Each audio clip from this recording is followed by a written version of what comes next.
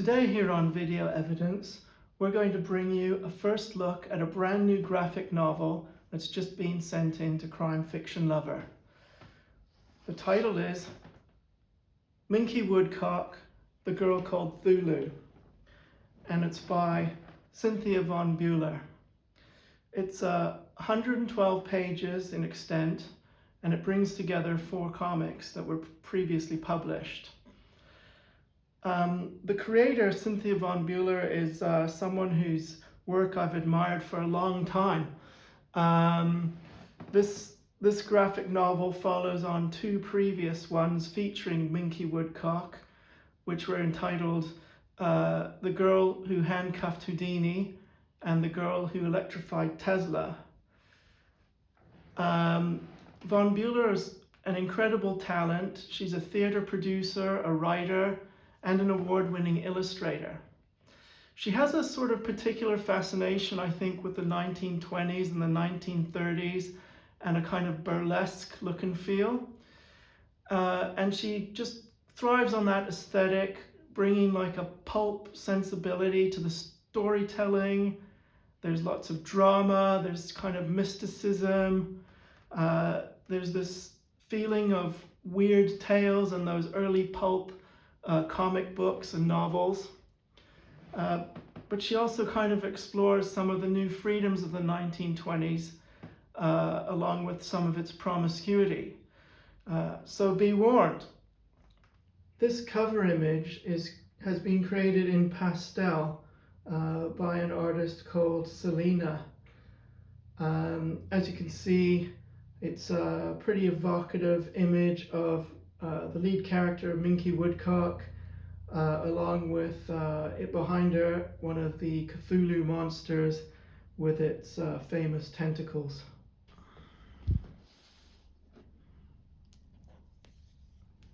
Inside, there's a lovely end paper, again featuring those tentacles in a kind of like mosaic style pattern.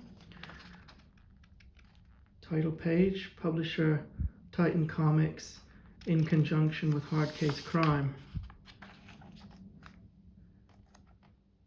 The dedication here from Cynthia von Buhler includes the names of all the models she used when she was creating the illustrations, the comic artwork inside. Minky Woodcock was drawn based on a model called Pearls Daly. You'll see a lot of her inside. The story begins in Providence, Rhode Island, which makes sense because that's where HP Lovecraft came from. And here's the opener. We've got a very kind of embarrassed looking Mr. Lovecraft because he's come to visit his friend Harry Houdini, who is completely naked, practicing one of his illusions with Minky Woodcock. And something I want to point out here, which is pretty neat, is that HP Lovecraft actually explains how to pronounce Cthulhu, as it says Cthulhu. However, the story doesn't focus mainly on Lovecraft. Very soon we meet one of the other key characters in the book, which is the occultist and Satanist Aleister Crowley. He pays a visit to Minky Woodcock's detective agency in New York, and he needs help because he's in the frame for murder. One of his disciples, I guess, in his satanic church, has died, and he wants Minky to help him exonerate himself for this death. It's claimed it could be a murder. And there we see some of Crowley's mysticism coming into play. Here's a great spread where Minky's trying to gather information from the woman that Aleister Crowley believes killed his acolyte Raoul. And as you can see, the artwork is pretty fierce. I know Cynthia von Buhler is an animal activist, and she loves tiger and leopard skin patterns, and they're to the fore here with some crazy cat hijinks. I want to show you this wonderful DPS, which takes place just before Aleister Crowley in the middle tries to perform a ritual evoking the beasts of Cthulhu, and with him are Minky Woodcock, HP Lovecraft, and HP Lovecraft's wife, who is out and about and finds the fresh air quite invigorating. I'm not too sure how she'll find the ritual. The story jumps ahead into World War II.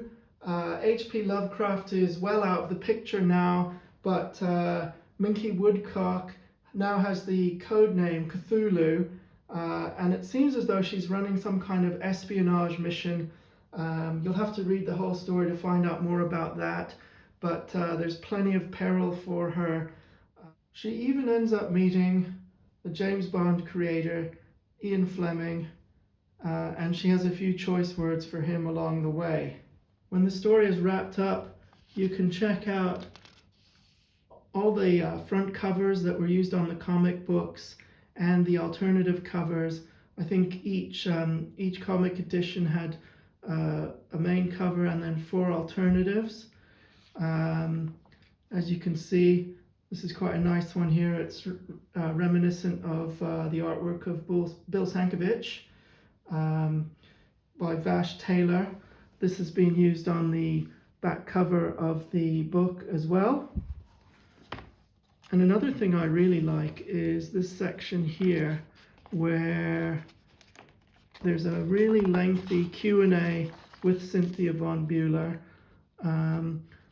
It basically details how she researched the book and what facts from actual history she kind of incorporated into her story to propel it along.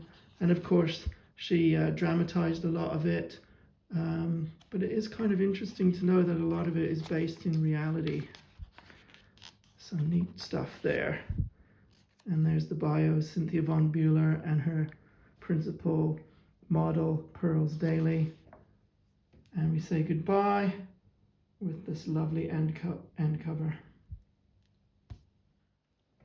Okay, I hope you've enjoyed our little first look at Minky Woodcock, the Girl Called Cthulhu.